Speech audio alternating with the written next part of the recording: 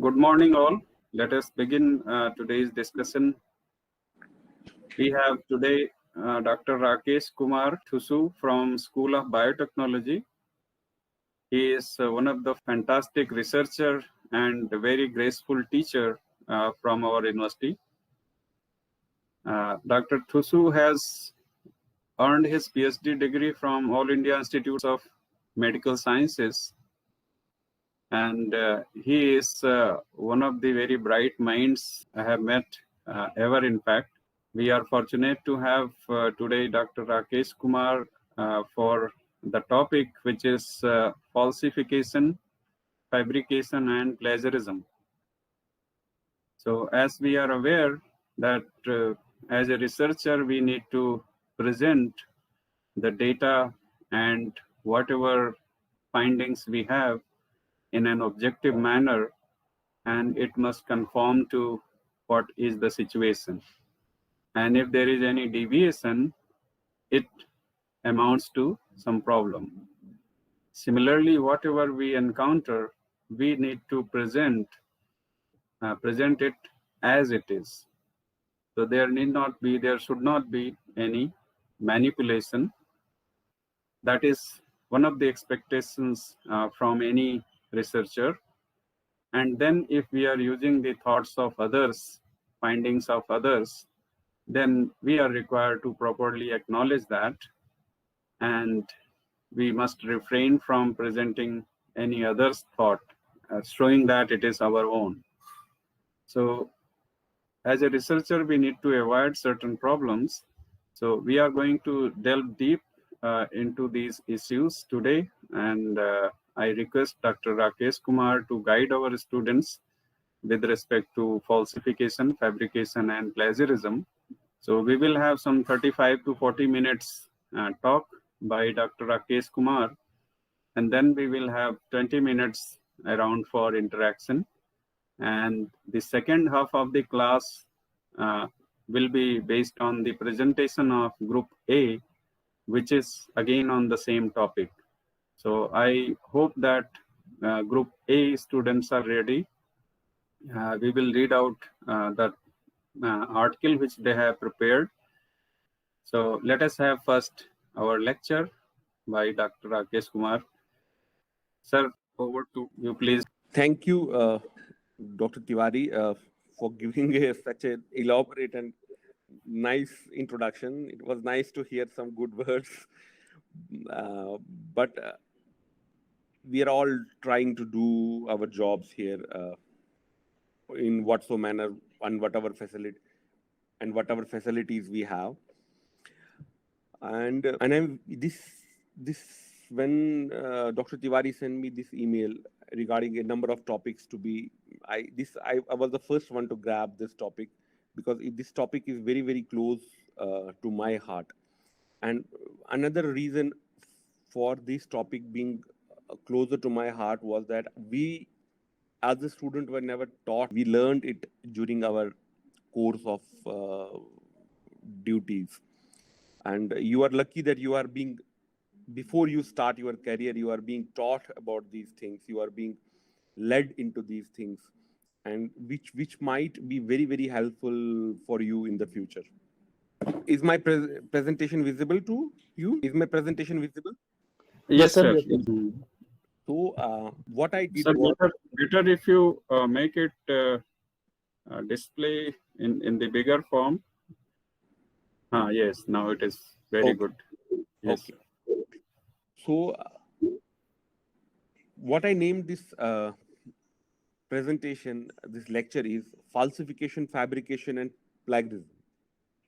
In addition to that, I have added one more very, very important component with it, and that is called scientific misconduct. And all these three things, FFP, falsification, fabrication, and plagiarism, they are part of the science. I have compiled this. First question which comes to your mind is, okay, I'm a good person. I don't need anybody to teach me. I don't need to worry about anything. Then why I am taught these things. Why, if you are good, if you are honest, why I need to tell you about the research ethics? So you have to understand that you have to understand that you are a good person, but when you suppose write a paper, there are 10 different people in that publication. You don't know who is the bad one among the 10, which one among those 10 have put out a falsification in that publication. That's why you need to be very well aware of what's happening in and around you. What does it consist of? Your research misconduct. Your research misconduct consists of falsification, fabrication, and plagiarism. Consists of your collaboration issues. You have very well seen, if you have gone through different publications. You just a minute, just hold a second. Sorry. Then third one is your collaboration issue, your authorships, your data ownerships, your management, peer reviews, conflicts of interest. What are your obligations? Who is your funding source? How are you getting your research funded? How are you getting your publications funded? How have you done the animal research? How have you done the human research? That is very, very, very important part of your research. I'm not talking only in terms of biological research. I'm also talking in terms of, suppose in a management research. Suppose in a management research, you are doing a hospital-based surveys. You get a lot of human data. And now you all know that all data, whether you use Facebook, whether you use WhatsApp, whether you use all apps in your mobile phone, every data is being,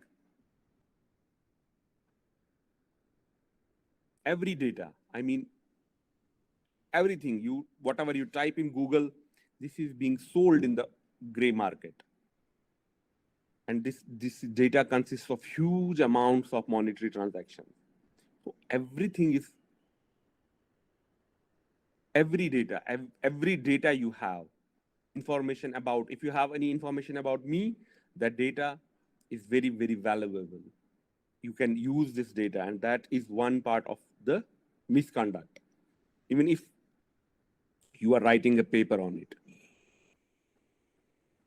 So why do people do research misconduct? Have you ever, I want all of the students to, in between, if they have any questions, they can ask me. You must ask yourself that why do people do these things? What are the reasons for, doing research misconduct?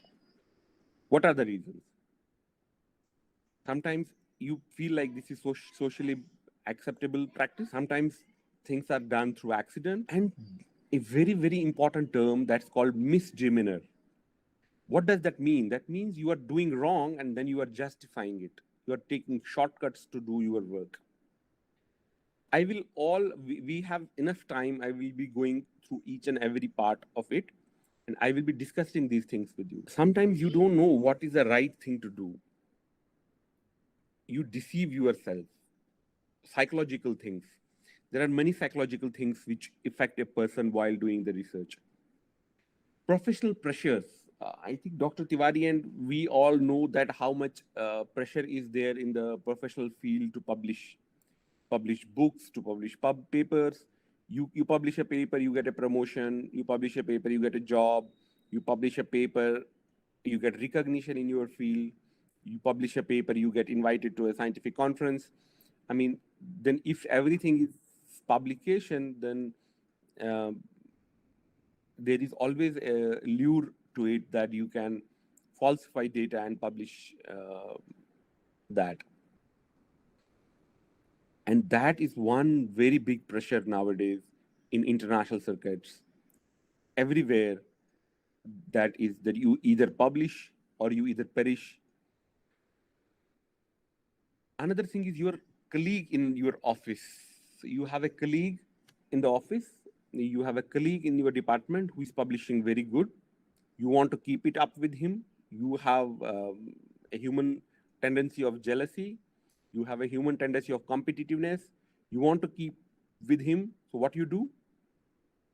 You try to falsify, do a research misconduct. Securing grants. Getting a research grant is very, very important, because if you don't have a research grant, you can't publish. You can't generate data. You can't generate data, you can't publish. You can't publish, you will not be promoted in your job. So that is also one professional pressure. Another very important thing is excitement and being first to a discovery. आप लोगों ने आजकल बड़े अच्छे से देखा होगा कि कोई भी न्यूज आती है, सब लोग फेसबुक पे अपडेट करते हैं उस न्यूज के बारे में। सब लोग वो कोशिश करते क्या करते हैं, कोशिश करने की, वो ये कोशिश करने की करते हैं कि वो they will be the first one two decipher that news. They will be the first one to tell people about the news, like they are the only one who read that newspaper or saw that news. What does that mean? That means they want to inform people that, oh, it's me who has given you this information. So same thing happens in a research atmosphere. What happens in a research atmosphere? Scientist सोचता है कि मैं पहले ये discovery करूं, क्योंकि ये discovery मेरी हो। उसमें बुरा नहीं है, आप पहले करना चाहते हैं, उसमें बुरा नहीं है। आप you want to be the innovator, उसमें बुरा नहीं है। You want to be called as a discoverer, उसमें बुरा नहीं है। तो बुरा किसमें है? बुरा है फाल्सिफिकेशन ऑफ डेटा। आप जल्दबाजी में पहले करने के ऑप्शन में आप क्या करते हैं? आप मैनिपुलेट करते हैं ताकि आप फर्स्ट आए। आप फर्स्ट आने की होड़ में मैनिपुलेशन करते हैं, और वो मैनिपुलेशन ही पतन का कारण बनता है आखिर में। तो ये सारे जो शॉर्टकट्स हैं, ये जो प्रोफेशनल शॉर्टकट्स हैं, ये प्रोफेशनल शॉर्टकट्स जो हैं, यही मिसडिमिनर कहलाते हैं। नेशनल साइंस फाउंडेशन जो है, नेशनल साइंस फाउंडेशन कुछ चीजें डिफाइन करता है। कैसे डिफाइन करता है? वो कहता है फैब्रिकेशन को कैसे वो डिफाइन करता है। फैब्रिकेशन, उसका कहने का मतलब है, fabrication means making up data और रिजल्ट्स एंड रिकॉर्डिंग और reporting them. Falsification means manipulating research material, equipment, processes, changing or omitting data or results that research is not actually represented, और वो records आप ठीक से नहीं रख पा रहे हो। And another very very important topic जो आज के लिए है, वो है plagiarism. What do you mean by plagiarism? Plagiarism means taking somebody's idea, process, results, words, sentences, pages, uska without giving him credit. And now let me give you an example of plagiarism in the general social context. You also watch English movies, Hollywood movies, and then you watch so many Bollywood movies, and you see that there are so many movies who are frame to frame copied from Hollywood movies. Frame. One is to steal the story. Another one is to steal the whole idea of that movie. And another thing is to cinematographically, you are creating same scene which has been created in the movies. In previous times, before the era of internet, before 90s, it was very difficult to get caught of those acts, because it was not so widely apparent. People were not more aware about their rights, copyrights. But nowadays, due to this internet era, it's very very important that you should know that now people are getting caught for plagiarism. They are getting shamed in public. They're getting legally prosecuted for plagiarizing the content. So same way, if you want to write a paper, now how do you start writing? You don't have a very good command over the language. We are non-speaking English country. We speak English, but that is not our mother tongue. Our mother tongue is Hindi, and then we have a local language. So we have more options to speak in other languages than English. Then when we come to in our professional atmosphere, we find that we need to write a review article. So how do you start the review article? You start reading you collect about 20 to 30 publications, papers. You start writing about those publications, what have they given, and then you start compiling that review article. So once you compile that review article, you understand that now you have started writing. Now, if you copy in verbatim from those publications, that becomes a plagiarism. That is called plagiarism. Now, you have to understand that somebody was telling me that you can give a reference of that publication.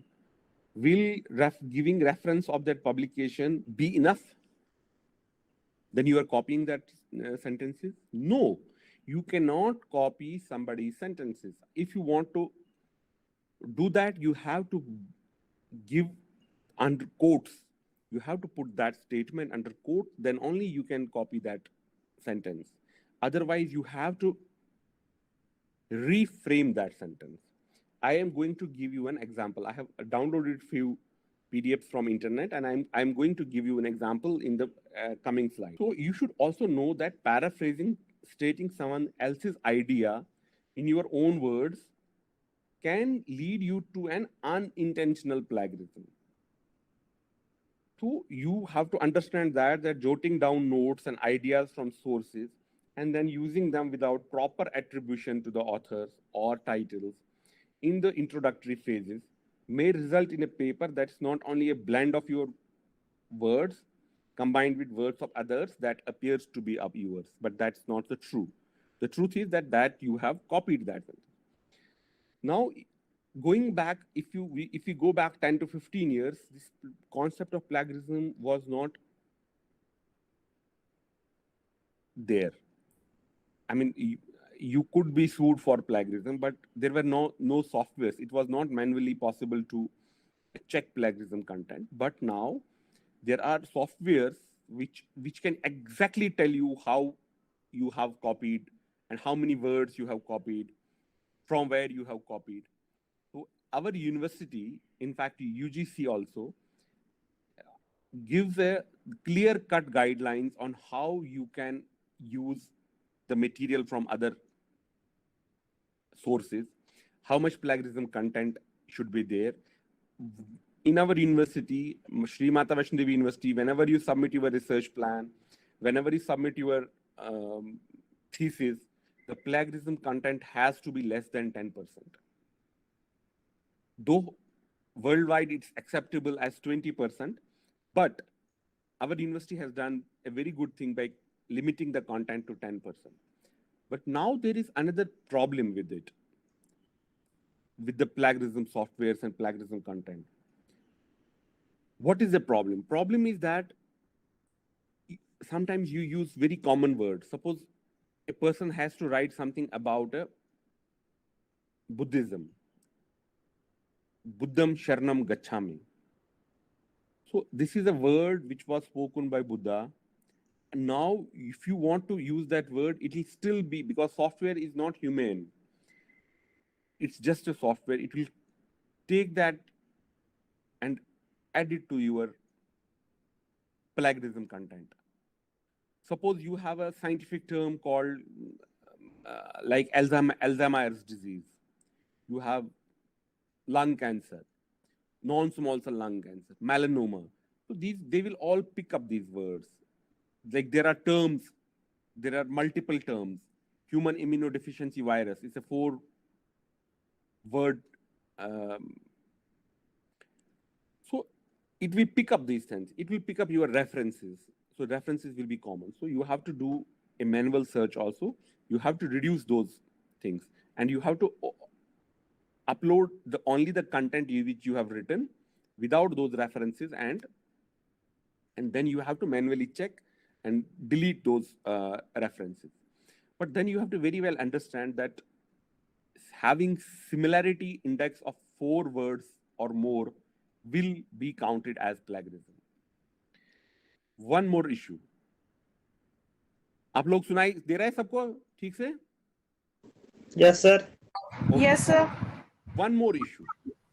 Now, that is one of the biggest issues. You have sent a paper to Turnitin. Turnitin is a website. Turnitin is a software which is used to check plagiarism content. You wrote four students wrote an article, and you are the corresponding author. You sent that article to plagiarism check, and it came out that it has a plagiarism content of 8 or 9%. So you be sure that this 8 or 9% plagiarism is well below 10%. It is acceptable. Now you have to understand that you have to go manually and check where is that 8%. कहीं ऐसा तो नहीं कि पूरे article में सिर्फ जो 4 authors में से किसी एक ऑथर ने 5-6 लाइंस उसने किया हो. टोटल आपके प्रोजेक्ट का, टोटल आपके पेपर का वो बेशक 5-6% ही आया हो, मगर आपको देखना पड़ेगा कि कहीं वो एक सब्सटैंशियल अमाउंट तो नहीं है. एक और बात, और जो मैंने पर्सनली रिसर्च में देखी है, what I have found in research is you use Turnitin software, and when I send the paper for publication, I get an email back from the editor, please check the content for plagiarism.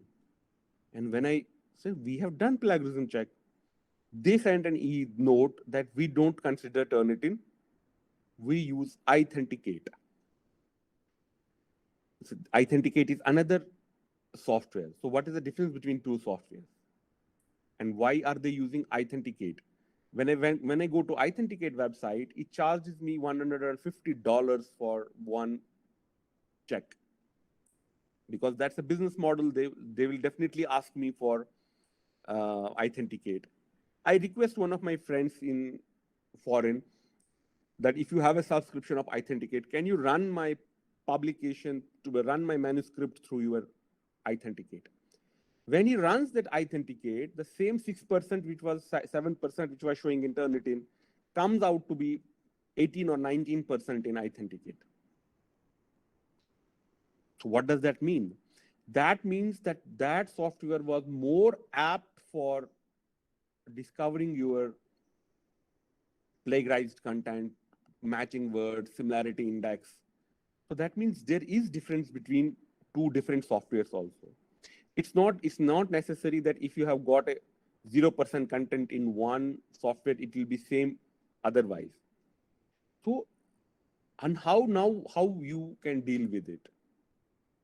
It's very difficult in that sense to actually go through. There are multiple. There is Urkund, there is Turnitin, there is Authenticate, there is similarity index. There are, if you go to Google and you put a plagiarism check, there are thousands of free softwares available.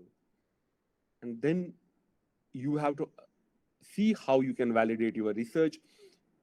That is one very, very important part, that all authors have to be very careful in writing the stories. Now, how can you define your research misconduct? I already told you, research misconduct, first thing is image manipulation. Mostly in biological research, for a quick gratification and a quick publication, people do image manipulations. This is very, very common in biological research. They do data fabrication, falsification, data omission, and that is very, very important point you have to understand here. What is data omission? Data omission is that I have a data from a particular disease, and now if I include that data, whole of my results are not convincing now. What I do is I omit that data from that publication. I take out the data set. By removing the data set, all the results are good, they are convincing, I get a good conclusion, the results are significant, but it will change the whole story. And that will be a falsification of results. That will be a misconduct.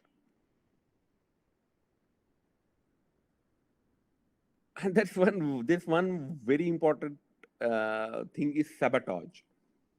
What do you mean by sabotage? Sabotage is when you disrupt somebody's work, when it's not related to your work, but it's related to somebody else's work. You try to discredit him, you try to suppress him, you try to manipulate his results. And I'll give you an example. And this is a real life example, and this happened with one of my friends. He joined he's a very, very intelligent guy. He is now a faculty. He joined a new lab in US. The boss was new. This guy was also working very hard. But for 6 months, he was not getting any results. Every day, he would put up an experiment. He was a very clever guy. He was putting experiments. He knew he will get a result. And next day, he will find that all his cells, he was working on cell lines, all his cells have died. And it was surprising. All cells are okay when he finds them in the microscope a day before. Next day, he goes there and all cells are dead. And his boss was thinking he's good for nothing. And he was every day putting pressure on him to give results. And every next day he was putting an experiment and it was failing. And now the boss was angry because there was a lot of resources which were getting used in the lab in addition to the salary of the postdoc. And he gave him an ultimatum to find the results. Now, desperate was he. What he could do is he put a security camera just ahead of that incubator. He used to put, there are incubators in biological research where you put your cells for incubation. The incubators are maintained at 37 degree human temperature so that cells can grow there. He put a security camera there without telling anybody in the lab that I have installed a security camera in the lab. He didn't tell anybody. And he noted that one day in the morning that a girl, I will not name the origin of that girl, she used to come, she was a lab technician in the lab. She used to come in the lab and she used to put a cell-killing agent in those cells. Every day morning, this guy would come at 8:39, the girl would come at 7 in the morning, and that at 7 in the morning, she would add the inhibitor in those cells. So as soon as she would add the inhibitor, the cells would die. Before he comes to the lab, all cells are dead in 1 hour or 2 hours.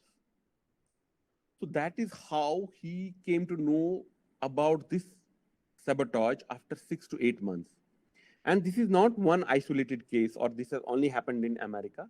When there are professional peer pressures, jealousies, when there are such things in your labs, this is very, very common that you try to sabotage your peers' experiments so that that person does not get ahead of you.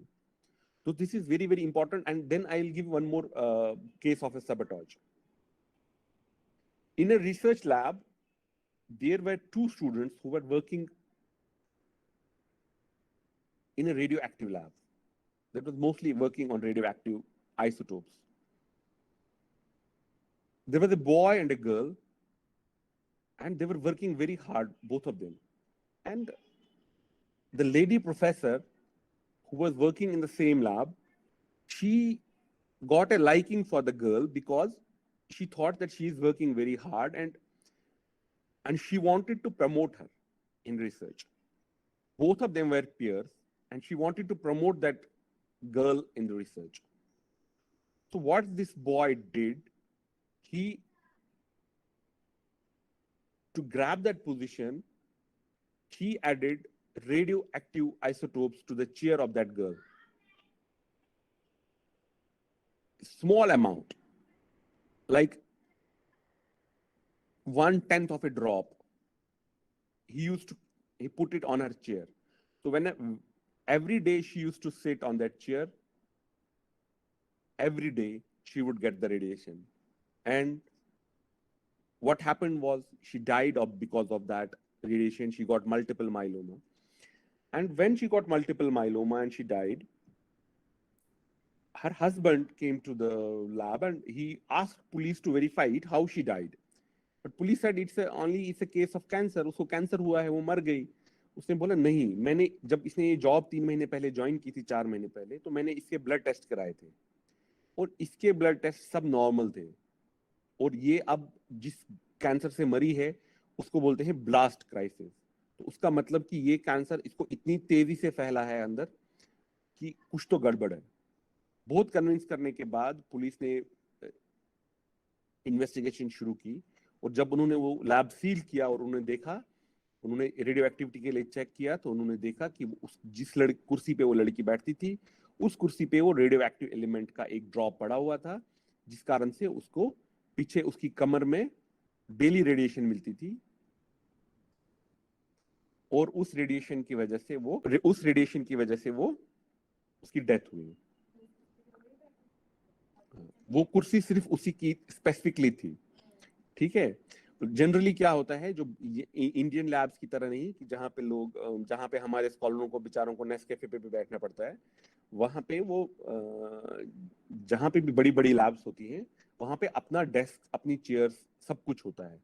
तो ये specifically है कि वो उस chair पे बैठती होगी तभी ये है. तो दिस इज ऑल्सो एक term referred for sabotage. Now मैंने एक पिक्चर दिखाई है आप लोगों को. आपको ये पिक्चर दिख रही है? Yes, sir. Yes, sir. Yes, sir. अब इस पिक्चर में देख के बताओ कि इसमें क्या गड़बड़ है. ये वेस्टर्न ब्लॉट है, एक वेस्टर्न ब्लॉट है. इसमें गड़बड़ क्या है? सर ये जो बैंड है ये क्रॉप करके इंसर्ट किए शायद. आप ऊपर वाले स्लॉट में जो बीच वाला है बैंड, उसको देखो और उसी के नीचे वाले बैंड को देखो. दोनों को देखो, दोनों सेम है. सर वो इन्वर्टेड है जस्ट. हाँ है ना. वो क्या किया है इसने ऊपर वाले बैंड को इन्वर्ट करके नीचे बैंड दिखाया है. और आप जो एक्सट्रीम राइट पे जो बैंड है उसको देखो, और जो एक्सट्रीम लेफ्ट पे बैंड है नीचे उसको देखो. उसको क्या किया है? शिफ्ट किया है सर. उसको भी इन्वर्ट किया है. तो यानी कि ये इसने ऊपर और नीचे फाल्सिफिकेशन of, this is called फाल्सिफिकेशन of image manipulation. This is how. अब एक वेबसाइट आई है, अगर आप उस वेबसाइट पे जाओगे उसको बोलते हैं रिट्रैक्शन वॉच. आप रिट्रैक्शन वॉच वेबसाइट पे जाइए. रिट्रैक्शन वॉच वेबसाइट पे आपको पता चलेगा कि कितने पब्लिकेशंस जो हैं वो रिट्रैक्ट होती हैं. क्यों? क्योंकि उन पब्लिकेशंस में इमेज मैनिपुलेशंस होती है, वेस्टर्न ब्लॉट्स की मैनिपुलेशन होती है. और आजकल हमने खुद देखा है कि अब हम जब भी पब्लिकेशंस के लिए अप्लाई करते हैं, पब्लिकेशन सबमिट करते हैं, तो सबसे पहले एडिटर हमसे रॉ इमेजेस मांगता है, क्रॉप्ड इमेजेस नहीं. ये जो फिगर आप देख रहे हो वेस्टर्न ब्लॉट की, ये क्रॉप्ड इमेज है. ये क्रॉप्ड इमेज है. वो हमसे रॉ इमेजेस मांगते हैं, रॉ ब्लॉट्स की इमेजेस मांगते हैं. इसीलिए मांगते हैं ताकि वो चेक कर सके इन्होंने कोई एनहांसमेंट तो नहीं किया, फोटोशॉप तो नहीं किया है, ताकि वो जो डेटा है वो डेटा फॉल्सिफाइड ना हो. अब एक बड़ा इंपॉर्टेंट इशू है. हमारे पास टाइम है अभी 10 मिनट का, 5-7 मिनट का. Yes sir. जी सर, ले लीजिए 5-7 मिनट, कोई दिक्कत ठीक. हमारे पास एक और बड़ा इशू आता है ऑथरशिप्स कोलैबोरेशन इश्यूज का. क्या होती हैं ऑथरशिप्स और collaboration issues? What kind of a research ethic issues can you think that might stem from collaboration? Collaboration is welcomed in every institute, in every part of the world. What do you mean by collaboration issues? First, very important issue is authorship. Like sir Tiwari sir अभी एक paper लिखते हैं Buddhism पे, शैविज्म पे, तो मैं उनको बोलूं यार तिवारी जी मेरा भी नाम डाल दो पेपर में। तिवारी जी मेरे दोस्त हैं, वो बोलेंगे ठीक है आपका नाम मैं डाल देता हूँ पेपर में, तो मेरा एक पेपर बुद्धिज्म में भी आ गया। तो कल को मैं कहीं पे भी अपने आप को एक बुद्धिस्ट स्कॉलर या एक शैवाइट स्कॉलर बता सकता हूँ उस पेपर के बेस पे, जो मैं हूं नहीं। तो ये सबसे पहले, ये तो मैंने आपको दो डाइवर्स फील्ड्स की बात बताई, जहां पे सर का फील्ड और मेरा फील्ड टोटली अलग है। इसमें ये इशू आ सकता है, मगर कहीं पे ऐसा होता है जो सेम फील्ड के लोग होते हैं और जिनको हम ऑथरशिप देते हैं, गिफ्ट ऑथरशिप जिनको बोलते हैं। तो क्या हमें गिफ्ट ऑथरशिप देनी चाहिए? और गिफ्ट ऑथरशिप हम क्यों देते हैं? अपने फायदे के लिए। क्योंकि हमें लगता है कि जिसका हमने नाम डाला है पब्लिकेशन में वो भी हमारा नाम डालेगा। एक, क्या वो कोई बहुत बड़ी पोस्ट पे है, डीन है, डायरेक्टर है, एचओडी है, वो खुश हो जाएगा कि आपने उसका नाम डाल दिया। दो, तीसरा हो सकता है वो आपको कोई मॉनेटरी लालच दे दे, वो आपको ये बोले कि मैं आपको ये इतने पैसे दे देता हूँ, आप मेरा नाम पेपर में डाल दो। ऐसा भी हो सकता है। तो ऑथरशिप किसकी बनती है? जिसने उस पब्लिकेशन में एक सब्सटैंशियल काम किया हो, एक सब्सटैंशियल वर्क, उसने पब्लिकेशन रिवाइज किया हो, उसने एक्सपेरिमेंट डिजाइन किया हो, उसने एक्सपेरिमेंट सेटअप किया हो, उसने उसके लिए ग्रांट्स आपको दी हो, अपनी ग्रांट से वो सामान लाया हो, और वो सब आपकी ऑथरशिप करते हैं। मगर गिफ्ट ऑथरशिप होती है जब आप अपने पर्सनल फायदे के लिए उन लोगों का नाम ऐड करते हो जिन लोगों का उसमें कोई रोल नहीं है। इंटेलेक्चुअल प्रॉपर्टी, अब आप किसी का पेटेंट यूज करते हो, किसी का कोई स्पेसिफिक ट्रेट यूज करते हो, उसको क्या आप ऑथरशिप दे सकते हो? ये क्वेश्चन आप लोगों के लिए, आप सोच के मुझे बताइए। ये चीजें बहुत बहुत इंपॉर्टेंट है। Another thing is peer review. What do you mean by peer review? Peer review होता है जब आप पब्लिकेशन कहीं बेचते हो, तो हम जब पब्लिकेशंस बेचते हैं तो वो डबल ब्लाइंड पीयर रिव्यू का मतलब होता है कि वो जर्नल वाले उन लोगों को वो पब्लिकेशन बेचते हैं आपकी, जिन लोगों को आप जानते नहीं हो। तो what is conflict of interest? A conflict of interest is a situation in which one experiences conflicting pulls. कि आपके पर्सनल इंटरेस्ट क्या है, आपके प्रोफेशनल ऑब्लिगेशन क्या है। Another very very important point here is ghost writing. What do you mean by ghost writing? Ghost writing is your paper is written by somebody in Tamil Nadu who has no connection with you. He writes a paper for you. He gives you, you pay him and he writes a paper for you. Delhi में तो एक ghost writing का एक पूरा area ही है जहाँ पे आप जा सकते हो और थीसिस पब्लिश करवा सकते हो। वहाँ पे लोग बैठे हैं, वो आपको लिख के दे देते हैं। तो वो गोस्ट राइटिंग से बचना पड़ेगा, क्योंकि वो गोस्ट राइटिंग का कोई लीगल एम्बिट नहीं है। वही थीसिस वो आपको लिख के दे सकते हैं, वही थीसिस वो किसी और को लिख के दे सकते हैं। तो वो चीज़ें आपकी डिग्री कैंसिल करवा सकती हैं, आपको जॉब से निकलवा सकती हैं। You to be very very careful in that.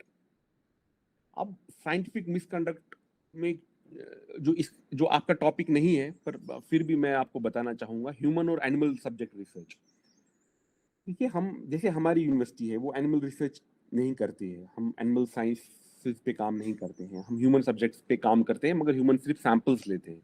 Indirectly हमारा कॉन्टैक्ट नहीं है ह्यूमंस के साथ, मगर इनडायरेक्टली हम उनका सैंपल लेते हैं। उसके लिए यूनिवर्सिटी ने एक एथिकल कमिटीज बनाई है। तो कोई भी ह्यूमन सब्जेक्ट्स पे आप जब भी कोई काम करें तो उसके लिए एथिकल परमिशन लेना आपका बहुत बहुत जरूरी है। उस सब्जेक्ट्स के लिए एथिकल परमिशन होना बहुत इंपॉर्टेंट है आप लोगों के लिए। तो चलिए फिर कभी मिलेंगे, थोड़ा और डिस्कशन करेंगे।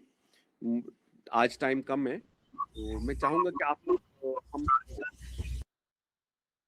आप लोग किसी का कोई प्रश्न हो, क्वेश्चन कर सकते हैं, क्यूरियोसिटी कुछ हो, मैं आप मुझे पूछ सकते हैं। मैं इसको प्रेजेंटेशन को बंद करके और उस पे आ जाता हूँ, तो एक्चुअली मुझे पता चलेगा फिर कि कौन सवाल पूछ रहा है। करिए तो मैं आपको एक एक करके नाम बुलाता रहूंगा। हाँ जी, हाँ जी, हाँ जी, आप पूछ सकते हैं अगर किसी हाँ, को। रवि कुमार जी। सर आप पीयर रिव्यू के बारे में बात कर रहे थे कि सर मतलब कौन लोग जो है वो उसको रिव्यू करते हैं, तो सर हाँ उसके जी, बारे में जान। पीयर रिव्यू मतलब देखिए हमारे पास बहुत सारी बारी ना पब्लिकेशंस आती हैं, और एक दो होता है डबल ब्लाइंड, हमें पता ही नहीं होता है वो पब्लिकेशन कहाँ से, किस कंट्री से है, किस ऑथर की है। उन्होंने सारे ऑथर के नाम हटा दिए होते हैं। जहां जहां पे भी किसी तरह से भी उस इंफॉर्मेशन आइडिया लग सकता है कि वो किस ग्रुप का है, वो लोगों का अंदर से सब कुछ, जैसे एक एथिकल परमिशन के लिए जब हम लिखते हैं ये है been provided by Shri Mata Vaishno Devi ethical board, तो उससे भी पता लग जाएगा कि ये पेपर हमारा है, तो वो लाइन भी हटा देते हैं। तो पीयर रिव्यू में डबल ब्लाइंड जब होता है तो वो आपके पास जो भी पेपर आता है उसमें बिना ऑथर के, बिना इंफॉर्मेशन के पेपर आता है, सिर्फ उसकी मैन्युस्क्रिप्ट की जो मेन फाइल है सिर्फ वो आती है। और पीयर रिव्यू में भी उन लोगों को पीयर रिव्यू के लिए जाता है जो आपके फील्ड के बड़े नामी लोग हैं, उन लोगों को पीयर रिव्यू के लिए जाता है पेपर्स। सर अभी एक पेपर मैं सबमिट कर रहा था, तो वहाँ 3 ऑथर्स का नाम मांगे हुए थे पीयर रिव्यू के लिए, तो सर हाँ हाँ, उनके पास नहीं जाता सर वो पेपर रिव्यू के लिए। नॉट नेसेसरी, हमेशा नहीं जाता है। देखो हम लोग जितनी बार भी पब्लिकेशन के लिए अप्लाई करते हैं तो उस टाइम पे तो नहीं जाता है वो। खैर हमारे बायोलॉजी में तो खैर बहुत कम ऐसा होता है कि वो लोग मांगते हैं सेम, वो आपको रेफरेंसेस मांगते हैं। एक्चुअली जर्नल्स में ये कब से शुरू हुआ, काफी बारी ना आपका पेपर आपके ही पीयर के पास चला जाता है। सपोज तिवारी जी और मैं एक ही रिसर्च पे काम कर रहे हैं और हम लोग क्या बोलते हैं ना, हमारा 36 का आंकड़ा है समझो, और मेरा पेपर इनके पास जाएगा, इनका पेपर मेरे पास आएगा, तो मैं रिजेक्ट कर दूंगा बिना पढ़े, ये विदाउट मेरिट। तो उसके लिए ऑथर्स ने ये शुरू किया था कि पहले पहले जर्नल्स ने कि आप 3 या 4 लोगों के नाम बताओ जिनके पास ये पेपर नहीं जाना चाहिए। तो फिर उन्होंने ही ये बोला कि आप अपने ही फील्ड के 3-4 लोगों के नाम बताओ जो इस पेपर को रिव्यू कर सकते हैं। मगर मोस्ट ऑफ द टाइम वो पेपर उनके पास नहीं जाता है। हमने तो कह नहीं सकते, but most of the time नहीं जाता है, क्योंकि वो लोगों के पास अपने डिफाइंड रिव्यूअर्स होते हैं हर जर्नल के लिए। Okay sir. Generally, in fact, such demands are put by journals which are published from non-native language. For example, a journal published from Croatia or from Tanzania in English. So they don't have, in fact, much of knowledge regarding who are working. So they normally demand, but as you said, they want to sense that, okay, do you have any soft corner for someone? And they usually don't send the paper to them. Correct, So, correct, absolutely right. right. Absolutely right. So now we have Karthik ji. Sir, very good morning to you, and a very useful info and presentation that you have shared on the topic, sir. I just wanted to ask you, sir, you mentioned that you need funds for publication.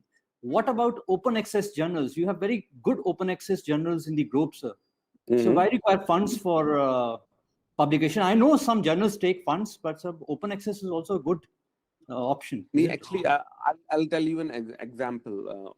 I think I don't know how much you know. Most of the open access journals are paid journals. To get the paper to open access, they will ask you to pay money. Open access is that they want to share that. I forgot to mention one thing here. There was a website called SCI.tw, which used to give SCI Hub, which used to give free publications and free papers to everybody in the world. That was a website which was banned in India also now, and we have also used that website to download free papers, which was against the law, because that website was soliciting publications from all over the world and it was giving it free of cost. Then this journal started devising new policy, how we can provide free access to the publication. Open access policy was done that it will be open for everybody, but then the authors will have to pay a huge substantial amount of money, like $2,000, $3,000, even $5,000. And then there are journals like Nature, Cell, Science, which are topmost journals in the field. they have a huge publication cost. I mean, it has nothing to do with the peer review of the paper. The peer review is a different process. In addition to that, the huge publication cost, how many figures you have in that, colored pictures or non-colored pictures, black and white pictures, they all added to the cost of the paper. And that is one area where authors have always to see. Like we published, I'm talking about, we published a few papers in last 6 months. What we do is we usually write to journal first. If we want to submit a paper in your journal, we don't have money to, we don't have, we are from poor country, poor institute. We don't have this much of funds for publication. Can you give us a waiver for this? Then journal writes that, okay, we will give you a waiver of 20%. Then we write them back that we don't have, this is the process what I'm telling. They're all open access journals. Then we write to them, we don't have even 80% money. We want to publish. Then they write to us, okay, you get your HOD or your head of the institute to write to us that you don't have money. We get it certified. And then they give us a waiver.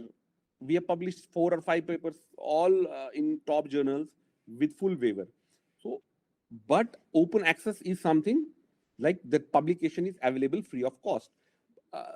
This is one thing that is, there is a term called predatory journals. You have to understand the word predatory journal. Predatory journals are those journals who take money, but those journals do not do a rigorous peer review of the papers. They only take money and get a small peer review and a formality kind of a sake, and then publish the paper. And you get the paper, they get the money. So, but the quality of the publication is not that good. So that way, but yes, publication cost in India, not much, but in foreign countries, every grant, every research grant, every faculty has a specific amount of money for publication costs to take care of the publication costs. And it is an acceptable way of publishing your work, because it's actually a business model. So you cannot take it out from them, because they also, nowadays it's all online, but a few years down the line, it was all in print. We used to go to libraries to read the print periodicals, and then you have to have subscription for that. And that's why, to mitigate that thing, they wanted to charge the authors for that. In fact, I learned one practice ordinarily in all online journals. They would ask whether you would like to have open access publication or you want to have paid kind of thing. Correct. So open access simply means that anyone can download without paying money. Without paying. And if it is not open access, then of course journal charges money for downloading the paper. So sometimes I see very good philosophers, very good scientists, that they would pay because they have grant, just to facilitate other researchers that they come to know without paying money regarding their work, and they just want to pay. I am familiar with some of the names. They used to fund from their salary just for the purpose of facilitating the new young researchers that they should learn from their work and they could grow. So that is also a noble practice, in fact. Yeah. So actually, why it landed into controversy, whatever you are saying is absolutely right. But why it landed into controversy was, you have seen nowadays there is a race for citations. Right. So who will cite your paper if it's the paid journal and it's locked? Nobody will be able to read your paper. So only open access papers, you go to online and you only will read the papers which are available, and you will cite those papers. So that is one. Also a trick. One trick. You pay for your publication, go online. See, I have a paper which we didn't go for open access. It has very low. It's a very good paper. It has very low citations because people cannot. Not everybody can afford to pay for that $8 or $10 per print.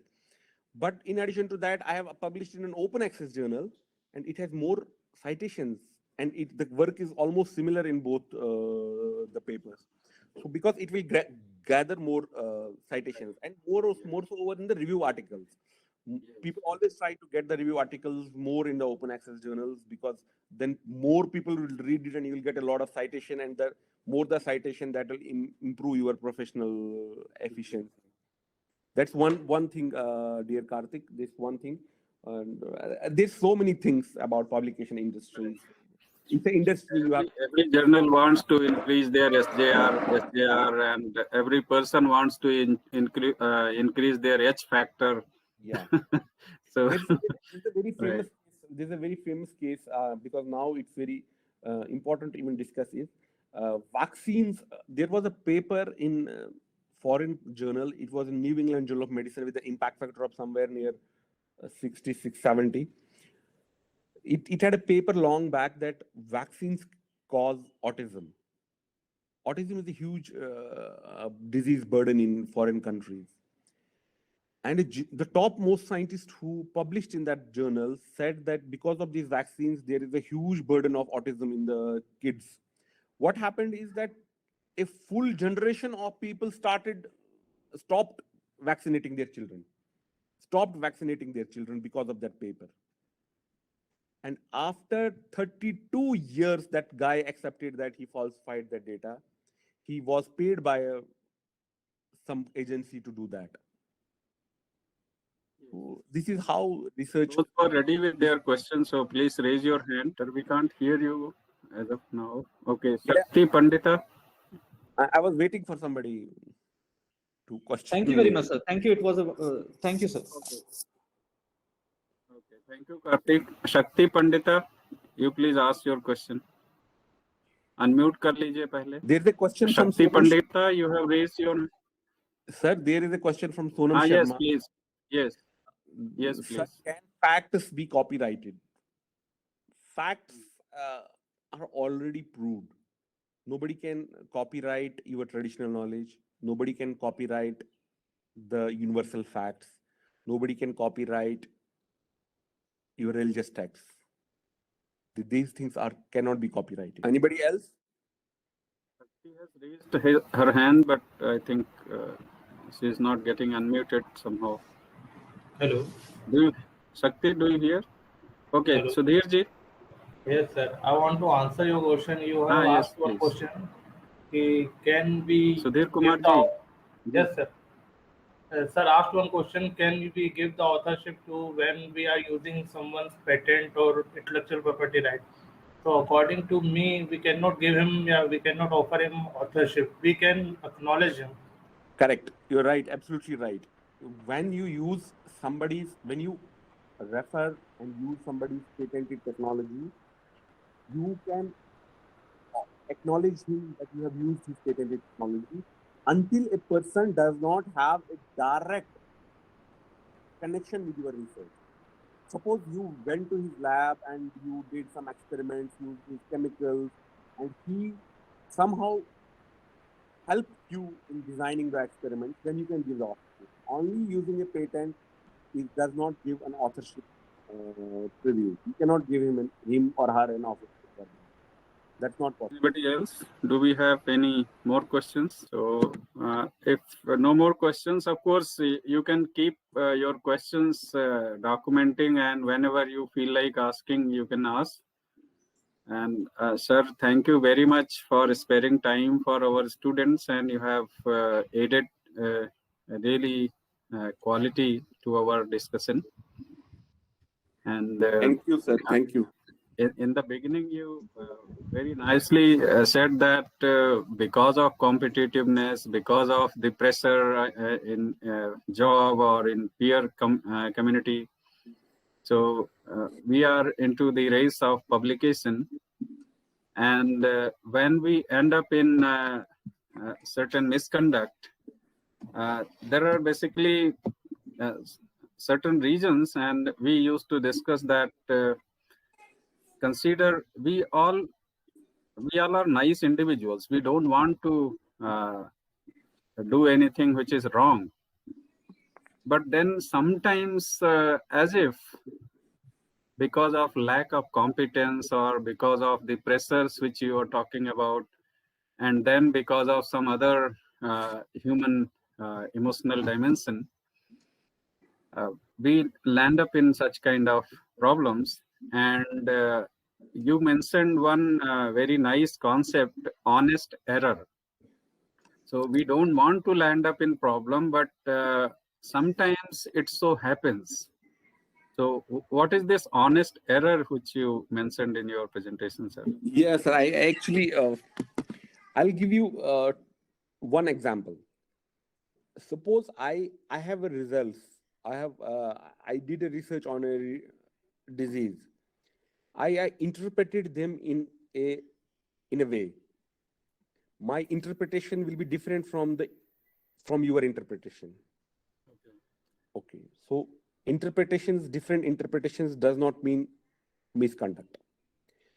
I have my interpretation, and after 10 years, there's a new technology which comes and which discredits me or my research, saying that this is not correct. But that is because of the advent of new technology. That is because of the advancement in the sciences, not because of what I did at that time. I didn't do it deliberately. It is possible that if I would have written my results in contradictory fashion, it would still be published. Question is not about that. Question is about that the advance in technology just mentioned that your results are not inconclusive with the new technology. That never means that it was you did it deliberately. Your misinterpretation of results is misinterpretation of results, or it's not falsification of results. One. Another honest mistake is about that suppose you are working with 3 individuals, and all 3 individuals have given their inputs about a research problem, and somehow you have missed the bus. You could not reach to a conclusive argument about a certain thing, and you mumbo jumboed the results, which you were not ever intentional, which you didn't do intentionally, and that is one kind of an honest mistake you have done. Sometimes there's some typing errors in plagiarism. Suppose there are some typing errors, and because of those typing errors, you get a high plagiarism content. That also doesn't mean that you have done any honest mistake. There's so many things. Suppose by typing you removed a quote while typing, so that also can result in a high plagiarism content. So that is sometimes these are called honest mistakes in research. Trapti Pathak asked about predatory journals, so you have already told about that. And then related to authorship issues, I was going through one suggestion, in fact, on one of the websites of scientific research. There, a mechanism was suggested regarding deciding authorship. So regarding authorship, if we are to decide that who should be put in the list of authorship of any article or any book, so one advice was given that all those who aspire to be part of that authorship group, they must sit together, online or offline, whatever, and then they decide, because there is one more serious question regarding the authorship. Who should be called first author? And then second, third, etc. So when we are working in a team, then it becomes really difficult to decide how much contribution who had made, and therefore it is an advisable suggestion that all those who have worked for that article or for that book must sit together and then decide the sequence of authorship, and then this way there is a kind of conflict resolution, what we call, with respect to authorship. Tabassum Khurshid asks, is research misconduct and publication misconduct are one and the same? Yeah, it's same thing. Publication misconduct is a part of your research. if you consider research misconduct as a bigger circle, so within that bigger circle, you have publication misconduct Yes. as a smaller circle. Yes. So there will be last question. Sir, as you said, people are racing nowadays for publication. So I have seen lots of papers there are 12 to 10 authors from different backgrounds and from different countries, and they are publishing lots of papers. So how it is possible and how they can manage? They are from different backgrounds and they are publishing lots of papers, and their research background is completely different. Sudhir, I have seen a publication with 1,200 authors. The publication is in Nature, and it was what they did was they combined results from 121 countries. So everybody can be from a different background. Suppose tomorrow me and Dr. Tiwari, we are from different backgrounds, and we write a paper on Ayurveda and cancer research. He can give very valuable input, even if his field is different. We can write suppose he's working on he's working on Buddhism, he has some references for Tibetan medicine. He gives me a reference of Tibetan medicine and I write a paper with him. Even if our backgrounds are different, but we have contributed substantially to that work. That is important. Contribution substantially to that work is important rather than being an author. These are two different things. There can be as many as thousands of authors in one paper. That does not matter until they have contributed to that work. That is very important.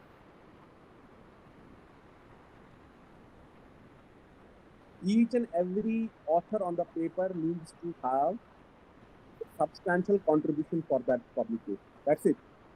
They should be involved in designing, they should be involved in implementing, they should be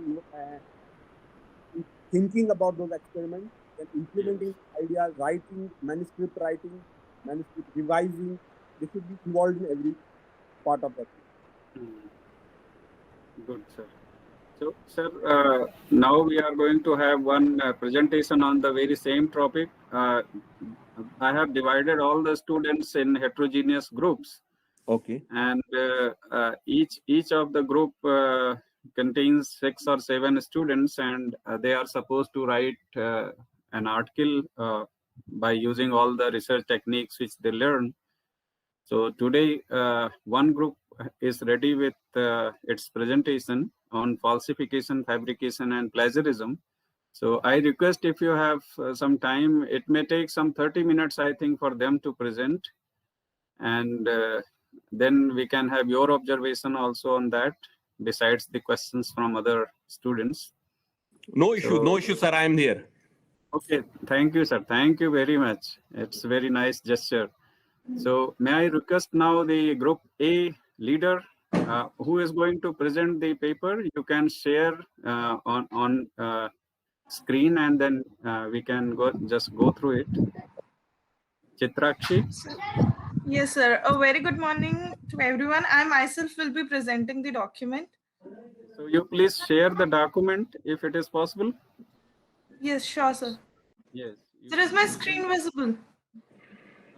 Yeah, it is coming. It is coming. Yes, we can see it. Yes, please go ahead. Thanks a lot, sir. Today we'll be studying about the scientific misconducts, which include falsification, fabrication, and plagiarism.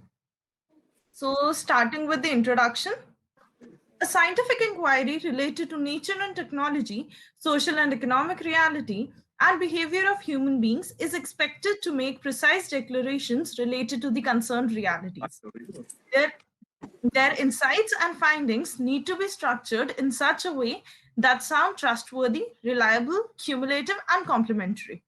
When an original and scientific article is published in a journal, it invites other researchers to read and use the data contained in it into their own research. They are to be assured that the published study is primarily based on correct observations and conclusions about the natural and our social phenomenon, using their own work as a benchmark. Along with the faculty accuracy, the researchers are required to meet certain moral standards. Honesty, integrity, objectivity, transparency, trustworthiness, and reverence for others, as applicable in the personal life, are the ethical principles that apply in the activities of research as well. Some professional codes are designed with suggestive expressions like scientific standards, denoting the guidelines through which these values are implemented in research context.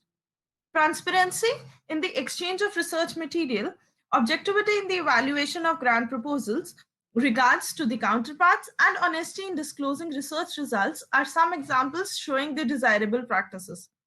Certain research activities are susceptible to enter in conflict with the fundamental values, and the violation of these values may go against the scientific community and may pose a challenge before the regulatory bodies that oversee these research activities. The individuals who engage in these activities not only diminish the prospects of their career, but also they compromise with the overall reputation of the professional and the health and well-being of the common people. Scientific misconduct is the term that has been coined to describe these actions as a whole.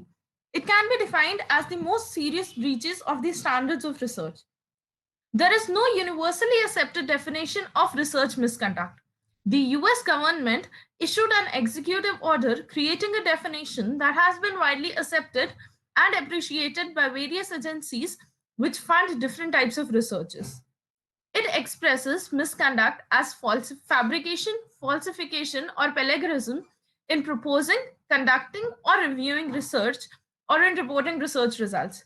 A similar definition has been issued by National Science Foundation, and as per the NSF statement, the following three components of misconduct are described as: fabrication means manufacturing data or result; falsification means manipulating research materials, equipments, or processes, or changing or omitting data or results such that the research is not accurately represented in the research record; and plagiarism means the appropriation of another person's idea, processes, results, or words without giving appropriate credit.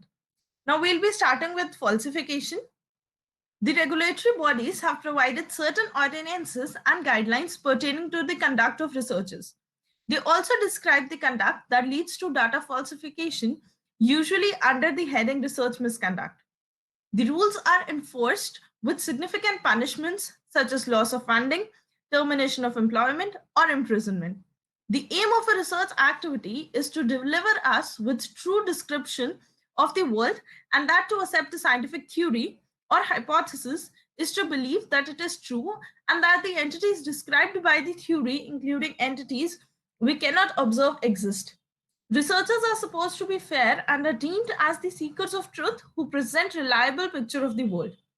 The Office of Research Integrity defines falsification as manipulating research materials, equipments, or processes, or changing or omitting data or results such that the research is not accurately represented in the research record. Research misconduct, like falsification, is deemed as unethical and draws immense repercussions and negative consequences from peers and other research organizations.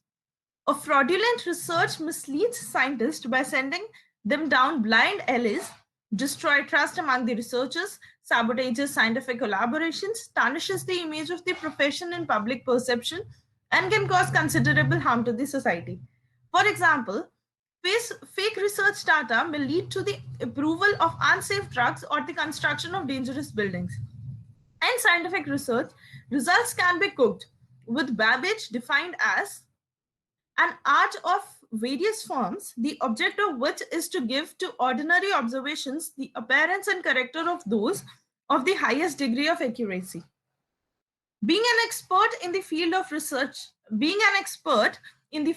researcher can subtly manipulate the data and the results, making the falsification a very perplexing process. The real number of misconducts under falsification are rarely reported, and when detected, research misconduct can be hard to determine because proving intentional error from a genuine one can be difficult. Data falsification in a form of being untruthful about the data collected and reported in a research paper.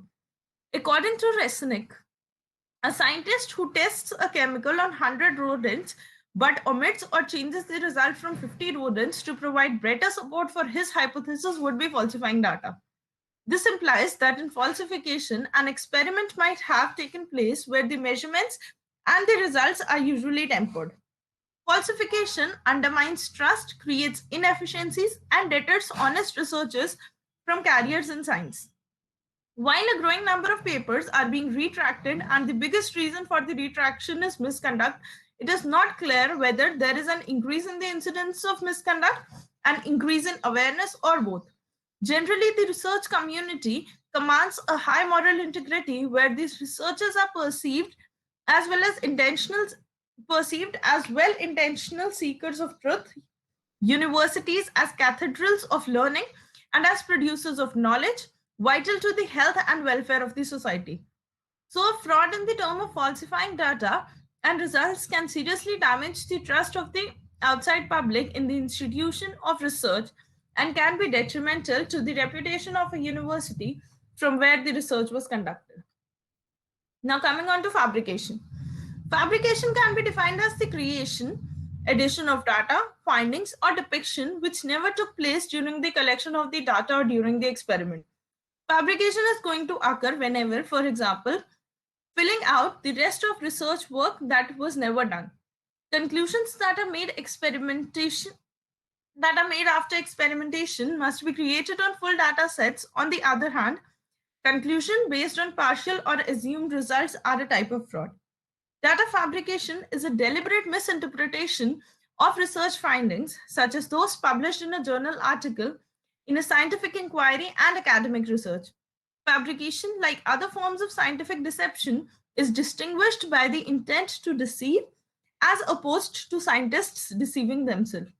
The scientist's career would come to an end if the findings are verified and confirmed that there was fabrication in data in such a case. The funding may be cancelled and the publications may be removed, and the people behind the misconduct are blacklisted from the scientific community. Fabrication may involve following activities: complete data synthesis, reporting on studies that were never carried out. It is also known as dry labbing. Reporting fake results, producing data without conducting any experiment. In certain cases, distinguishing between unintended academic negligence or misconduct and intentional fabrication can be challenging. This may include a failure to account for the measurement error or to adequately track tests for any parameters being measured. It has also been observed that in the case of undergraduate or graduate studies, wherein students fabricate their lab work or the assignment given to them by their course coordinators, they adapt such practices to score good marks, although misconduct, when discovered, is taken care by the institution and does not become a scandal within the scientific community. Now, coming on to plagiarism. The publications are significant contributions towards professional development and information sharing. However, getting an article published is difficult, particularly in the settings when young researchers don't know how to avoid the corrupt practices like research misconducts, which include fabrication, falsification, and plagiarism. If they are not given any knowledge from the starting about research ethics in school or college level to avoid such malpractices like copyright infringement, this would become challenging. According to the English Dictionary of Oxford, the word plagiarism implies the act of taking someone else's work or thoughts and making them look like one's own. Thus, someone is said to have plagiarized if he has taken and presented the work of the other person as his own. There is one story related to plagiarism in academics narrated by Blum. There was a teacher who encountered an instance of plagiarism in her class. She then returned the papers back to the class and said, "Someone has committed plagiarism. If the one who has done it confesses right now, then I will not file any charges and will also teach you about it." But something that the teacher has not expected was that almost every student, might be 17 out of 20, confessed to varying degrees and types of plagiarism. Now we need to understand what are different types of plagiarism. Generally, the following are the types of plagiarism that everyone should know during their academic years, as mentioned in the article. Now, the table shows the different types of plagiarism the definition of the plagiarism, and what is the severity of that type of plagiarism. Starting with the global plagiarism. Global plagiarism means using someone else's entire work as your own without any citation. And this comes under a severe type of plagiarism. Paraphrasing plagiarism means rewriting someone else's work or ideas without citing them. Verbatim plagiarism means directly using someone's statement and works on as your own without citations or quotations. This also comes under severe and serious type of plagiarism. Mosaic plagiarism, it means combining different authors' work from different sources. Self-plagiarism means reusing your own work which is already published without any citation. And incorrect citation, this means failing to provide all the necessarily information in the references. Now we'll be coming to certain forms of written plagiarism. Plagiarism comes in many other forms. Word for word plagiarism, replicating arguments, expressions, or even full texts without recognizing the source of the text of another person. Placing verbatim quotations while omitting the reference of the source remains plagiarism. Paraphrasing plagiarism, altering the words of a phrase, passage, or entire work and presenting it as his own work without citing the source. Plagiarism of secondary source, copying quotations, paraphrases, resumes, and or just references from a secondary source without verifying double quotes or reference details and without mentioning the secondary source. Plagiarism of this form of a source, using an argument entity or data report without the form source being recognized even though the content is totally different. Plagiarism of ideas, use of a thought or idea from another source even if ideas are expressed in another form and in different terms without recognition of the source. Plagiarism of authorship, only placing one's name on a complete text generated by another and claiming to own the text. Now coming on to the consequences of plagiarism. First of all, the question arises, is plagiarism getting worse? And the answer is yes. Due to the growing popularity of assignment purchases and the increase of publications in the academics, plagiarism has gotten worse. There is a spike in plagiarism all across the world and the numbers are worse. And it can be even more as we cannot talk about the students who have plagiarized and have not been caused. Why is it happening? What is the reason for plagiarism in academics? A survey conducted of 24 faculty and 284 students addressing the question that if all work is done with the spirit of learning and with ethical responsibility, in reality, excellent training for a good professional, then will plagiarism rate start decreasing? The survey results were as follows. 12th class students have not been taught to write footnotes and references, and also it is penetrated into them that writing exactly the same as written in the textbooks is the only way to get good marks. In UG levels, there is no such system to penalize an offender who has submitted a plagiarized assignment as there is if a student is caught cheating during the exam. Postgraduate students were also found to have the knowledge about plagiarism, but they didn't know about self-plagiarism. Also, they were ignorant of the ways they would use the diagrams or figures already published in other literature so as to avoid plagiarism. Some UGC guidelines or rules about plagiarism and research papers are as follows. Students and teachers who will plagiarize will lose their registration in the university. The law also presents some graded punishments for the plagiarism. If the plagiarism is between 40 to 60%, the student will be deprived of submitting the revised paper for at least 1 year. If the plagiarism is found to be 10 to 40%, the student has to resubmit the paper within the duration of 6 months. If the plagiarism is found to be beyond 60%, the student's registration will be cancelled. If the plagiarism is between 40 to 60%, the teacher will be expelled from supervising master's, PhD or MPhil students for 2 years and will be denied a single annual increment.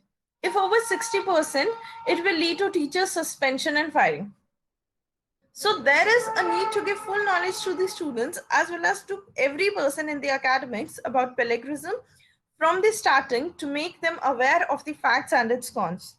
Now, the plagiarism detection tools. There are several detection methods which have been created in the last 2 decades.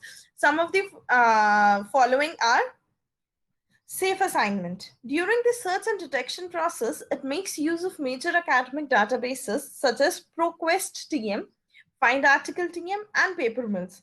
For matching fingerprints with its tools, this tool employs patent searching and ranking algorithms. DuCall-C. The web-based service makes use of Google API features such as searching and ranking. The app includes a simple console that allows users to set the size of fingerprints, data limits, filtering, and other report-related options. Since this is entirely reliant on Google APIs, it can become inaccessible at some times. Urkund. Another web-based service that detects plagiarism on the server side is this one. This is a fully developed and automated plagiarism detection system. This is a subscription system that uses the regular email system to submit documents and display results. JPLAG. To obtain results, JPLAG performs a syntax and structure-aware study of the programming language. It is capable of detecting plagiarism in Java, C, and C++ code. Authenticate. This is a highly effective web-based method used for detecting plagiarism in any text document. This method does not have to be installed on the client computer. This well-known method is used by a number of reputable journal publishers. Exactus-like. This plagiarism detection system is not only capable of detecting straightforward copy-paste plagiarism, but also of detecting moderately veiled borrowing, word phrase reordering, replacement of such terms with synonyms. This web-based tool is compatible with majority of the commonly used file formats, including Adobe PDF, Microsoft Word, RTF, ODT, and HTML. Plagiarisma. It is a completely free and straightforward plagiarism detection method. This program supports more than 190 languages and stores no scanned document. The input data is frequently given in 3 ways: via copy and paste, via URL check, and via file upload. Turnitin. iParadigms have developed yet another population web-based method. The user must submit a test document to the system database for plagiarism detection. The system generates and returns a fingerprint of the document. The identification and report generation are done remotely with this method. It is one of the most basic plagiarism checker. Maulic. Maulic is a tool that identifies plagiarism in Hindi documents. It locates the similarity score with cosine similarity. Maulic is capable of detecting plagiarism when the root of a word is used or when a word is submitted with the one of its synonyms. Plagiarism checker, plagiarism finder, plagiarisma, dupli checker, and QText are examples of other Hindi plagiarism detection tools. Plagiarism scanner. The tool searches the internet for all available tools, including websites, digital databases, and online libraries such as Questia, ProQuest, etc. It produces a comprehensive report showing the overall degree of originality, and consequently, the percentage of plagiarized content is submitted in the submitted document. Now, coming on to the conclusion. Given the high-profile cases of research fraud that have surfaced in current years, several people have expressed doubts whether science can still function in a climate of system trust. In the 1980s, the US government took a serious note of scientific misconducts. Since then, a lot of studies have revealed the frequency with which individual scientists witness or engage in scientific misconduct. Scientific misconduct has become a source of concern not only for the scientists and academics, but also for research administrators, funders, and publishers. All federally funded research institutions must have rules and regulations in place to inspect and disclose research misconduct, and anybody who becomes conscious of a possible piece of misconduct must obey these rules and regulations. Now, according to CSIR, the components of scientific misconduct are described in the following way. Fabrication means reporting results of experiments which have never been done. This also includes images, photographs being morphed to reach a particular interpretation. Falsification means misinterpretation or suppression, addition of a part of data to generate cherry-picked results or improper reporting of results in order to present misleading outcomes. Plagiarism means using others' words, results, or published work without appropriate citation. This includes using one's own published work, self-plagiarism, without appropriate disclosure citations. Now, falsification can be identified as a misinterpretation of documents, which is a serious academic offense that can lead to suspension or termination of the said malefactor. The technical manipulation by the researcher should be duly reported if they present false transcript or submit work that has been falsified, that has falsified results. They can also be charged with penalties if the assembled data is misleading with the intention of giving false results.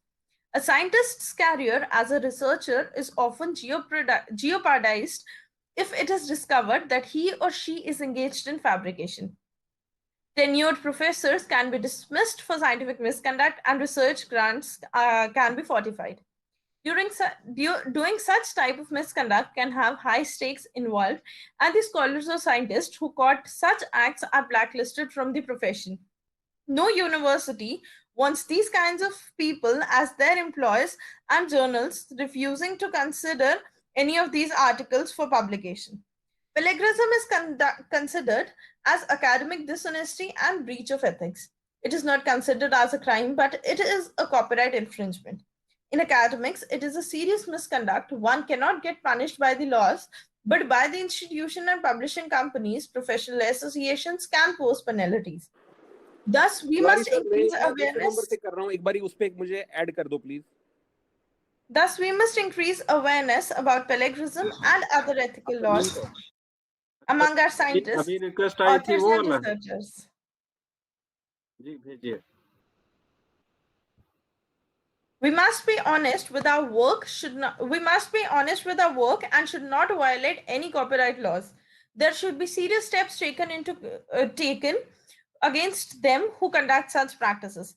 Now, in journal, other strategies which can be used for the prevention of scientific misconduct may include: firstly, the presence of scientific misconduct shouldn't be concealed. All research organizations must hold frequent seminars and roundtable discussions on the reasons, implications, and prevention of scientific misconduct. Secondly, a strict definition may be appropriate for criminal prosecution of the individuals engaged in malpractices. However, for preventive purposes, a broad term, for example, all violations of agreed scientific practices should be used. Thirdly, present regulations and guidelines should be streamlined and made more accessible to researchers. Training in research must address ethical and legal issues. The supervision of junior researchers should be strengthened. Senior researchers should act as a role model and example for their junior colleagues, and thus ensure that their junior colleagues are guided in this regard. Finally, a detailed discussion of the academic scheme of rewards and merit is perhaps the most critical aspect. How can the focus on efficiency and quantity of publications be shifted, and a more transparent and ethical culture be established? Thanks a lot. Thank you, Chitrakshi. Very nice presentation. Thank you, sir. Only one general observation, and then it will be open for all of us for comments and questions, discussions. So only one phonetic suggestion related to the pronunciation of what you say plagiarism. It is plagiarism. The G in plagiarism is pronounced as ja, not ga. Okay, So sir. plagiarism. It is called plagiarism. And then somewhere forfeited. That means वो grant जो जब्त कर लेते हैं. So forfeited. So now this is open for discussion. And if you have queries, any suggestions, all are welcome. So I congratulate the authors. In fact, they have really put nice work before us. So आप लोगों में से question पूछिए, कुछ प्रश्न करिए, हम सारे लोग मिलके जवाब खोजने की कोशिश करेंगे. जी आप हैंड रेज करिए, मैं बुलाता रहूंगा. आप माइक को अनम्यूट करके बोल सकते हैं. कोई सवाल नहीं है क्या किसी का? Any observation from anyone side? There is something called reciprocal altruism. Yesterday we have seen that reciprocity is one of the grounds for being nice to others. So if someone does something good for us, we have tendency to do return good to that person. And similarly, if someone does bad to us, then we have tendency to do bad to others. But that is not a rule. In fact, sometimes we do harm others without any such reason. Similarly, sometimes we do good for others without any such reason. So the concept which is called reciprocal altruism is basically the kind of tendency which we see generally. Dr. Rakesh Kumar was talking about the misconduct of that lab technician to a researcher. This is a kind of jealous behavior. This is a kind of human weakness, which as an educated person, as a gentle person, we need to get over. And if you look at the general situation, each of us doesn't want to be bad to others. We don't want to be bad to others. But then it so happens that in certain cases, our behavior becomes a bad behavior towards others. What could be the reason for that? So it is suggested that intention-wise, we are not bad. We have good intention. We want to be happy for ourselves, and also we want to make others also happy. But then we end up in creating problems for others precisely for the reason that we lack competence. We don't know how to make others happy, or we don't know how to conduct that our conduct, our behavior doesn't become a problem for others. This is an issue of competence, right? And the moment, and the bad or the unfortunate thing is that we don't realize that we have less competence or we lack competence. Unless we realize that we have short of competence, we are not going to improve, right? So lacking competence is something which we all are differently abled in some sense, right? We are good in something, we are bad in something. Now the overall effort requires a continuous process of transformation over all the things which we considered as problematic in our behavior. And this is a kind of improvement in our competence. When we feel jealous, jealousy is a kind of incompetency in us. Why we feel jealous? Because we are not doing better than that person, or that person is doing better than me. And we enter into a kind of competition. And this spirit of competition is something which is not a welcome spirit. The spirit behind all our effort need to be that we excel in our areas. And if we are forced to use this concept competition, we need to compete with ourselves. For any kind of improvement, we are not competitors for others. In fact, I am competitor for myself over me yesterday. And I will improve on what I am today, tomorrow, right? So as a matter of fact, in the journey of excellence, I am alone. I am not competing with others. If we are heading towards seeking more and more knowledge, so I am just defeating myself who was yesterday, and now today I am better, right? So in this journey of excellence, we are alone. There is absolutely no competitor. But what we call competition is a kind of management to hide our incompetences, in fact. And apart from that, we have some ulterior motive than just advancing in our knowledge. And what that ulterior motive is, it is either money or a kind of attention we want to grab from the community. We want to have recognition, right? So all these aspirations of grabbing attention, being recognized, having more and more money, and being famous, etc., these all are ulterior motives. They are not intrinsic to what we call our journey in excellence. So when we set our target to know more and more, then of course there is no competitor there. And it is that area in which we have ample opportunity, right? But then what we are caught in is the situation where we associate our competence, we associate our situation of knowledge with some material benefits, with some job, with some promotion, with some other things.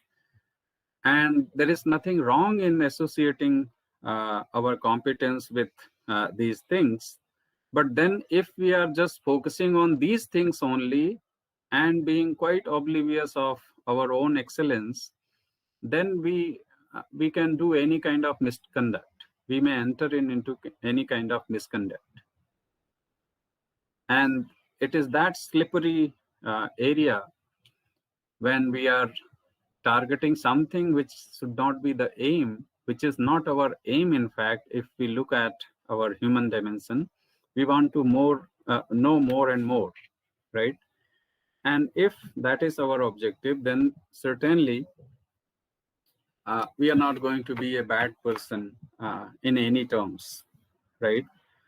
Other thing is that when there is any confusion that what decision we need to make with respect to a particular situation, this is a general advice, and that general advice can be seen in our day-to-day life, that by making a decision or by choosing an option, are we restricting our being to limited area, or we are extending our being and including more and more?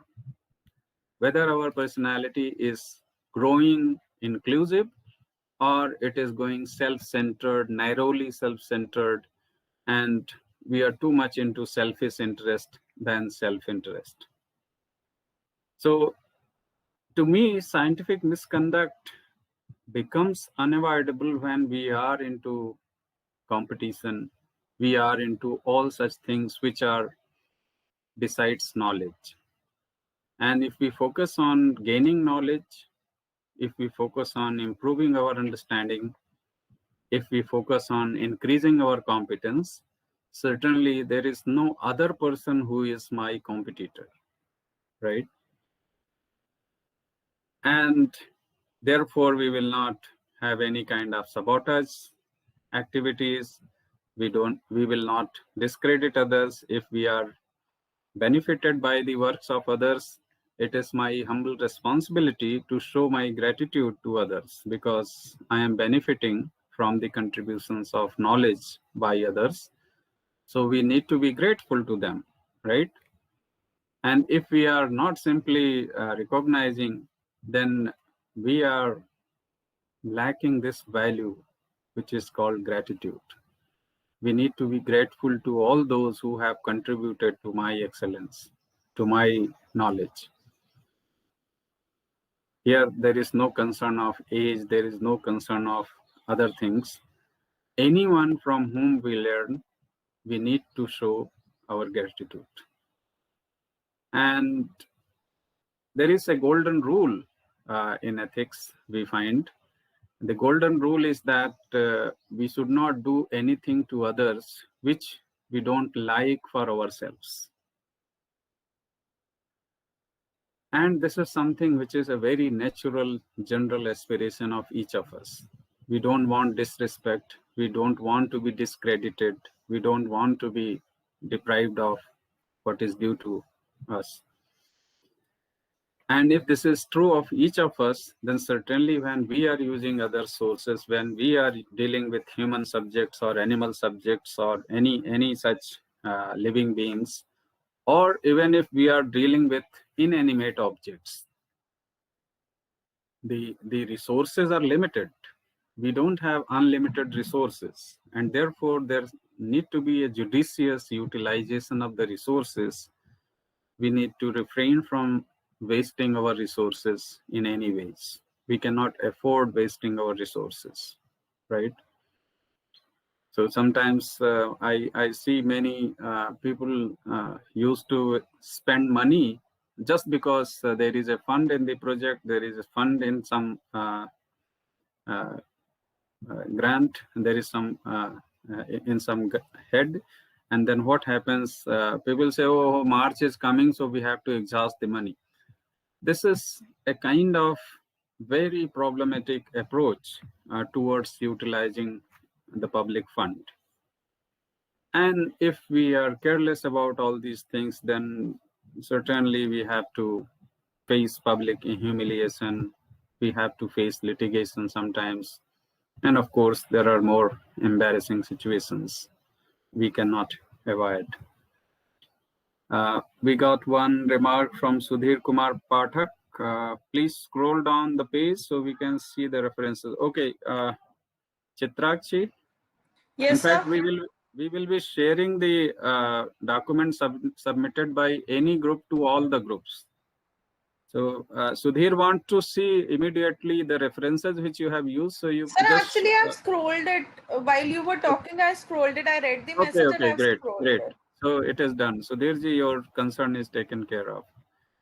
Yes. So do we have some questions? I spoke, in fact, out of proportion. So I believe I am not violating your rights of asking questions. हाँ, आप कुछ सवाल पूछिए जो presentation आज का है. Anuj Mahajan ji, anyone? Or shall I ask by name if you are not raising your hand? So I want to have at least something you share, some idea, some thought, some addition, some observation. You open to बताइए. Falsification, fabrication and plagiarism, इन तीनों concept को सबको clear करना है अपने अपने mind में. What about my common observation? I said that intention wise we are the same. We have good intention, we don't have bad intention, but where we lack is our competence. जैसे हम किसी पे गुस्सा करते हैं, तो अगर दूसरे जिस पर हमने गुस्सा किया उसने हमसे भी भारी गुस्सा किया, तो एक तरह का रिएक्शन हो गया और हमारा गुस्सा एक तरह से बैड रिजल्ट जनरेट कर दिया. और अगर हमने गुस्सा किया और सामने वाले ने बहुत ही समझदारी से उस चीज को हैंडल किया और उसने रिएक्शन नहीं किया, बहुत ही वाइज रिस्पांस किया, तो ये एविडेंस है जहां पे हम देखते हैं कि मैंने गुस्सा किया तो मेरे में समझदारी की कमी है. गुस्सा बेसिकली समझदारी में कमी की वजह से होता है. अगर समझदारी ठीक है तो गुस्सा नहीं होता है. और जो गुस्सा नहीं करता है किसी गुस्से के अगेंस्ट, उसमें हम देख सकते हैं कि उसमें समझदारी ज्यादा है, इसीलिए उसने रिएक्ट नहीं किया. और जो एक गुस्से के अगेंस्ट 2 गुना गुस्सा करता है, उसमें 2 गुना समझदारी की कमी है. Right, this is a very general way of talking about our understanding. तो इंटेंशन सबका ठीक है, सब लोग अच्छा करना चाहते हैं, कोई प्लेजराइज नहीं करना चाहता है, कोई मैनिपुलेशन नहीं करना चाहता है, कोई डेटा को मिसरिप्रेजेंट नहीं करना चाहता है, कोई किसी के थॉट को कॉपी करके अपना नहीं बताना चाहता है, कोई नहीं चाहता है. लेकिन ना चाहते हुए ऐसा हम करते हैं तो क्या होता है? We have lack of competence. When we review our literature, when we are supposed to rephrase. So if we have lack of competence in rephrasing the sentences or paragraphs, then what we do, we lack words, we lack sentences, and because of that we are using the sentences or formulations of others. And certainly, as you rightly said, that there is no harm in using the sentences of others, but if we are using as it is, then it must be put in quotation, right? Under inverted, with proper referencing, with proper page number, etc. So we have to do that. Trapti Pathak, आप question कर सकते हैं? Yes, sir. Trapti ne here asked the role of data fabrication and falsification in the quality of research.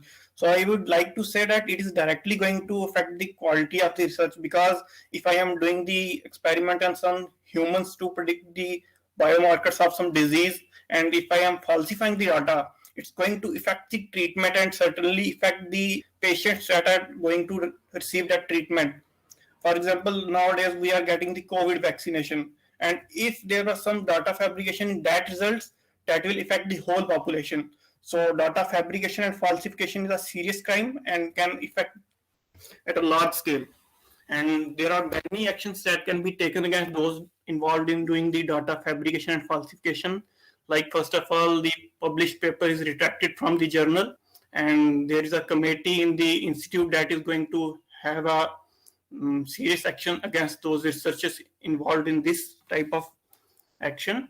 And they are also blacklisted from the scientific community, and there are many other actions that can be taken against them. When we talk of quality of research, what we are aiming at is basically a kind of new addition in already existing knowledge. And if we are using just already existing knowledge, and that too without any recognition, then actually we are not adding to the already existing knowledge.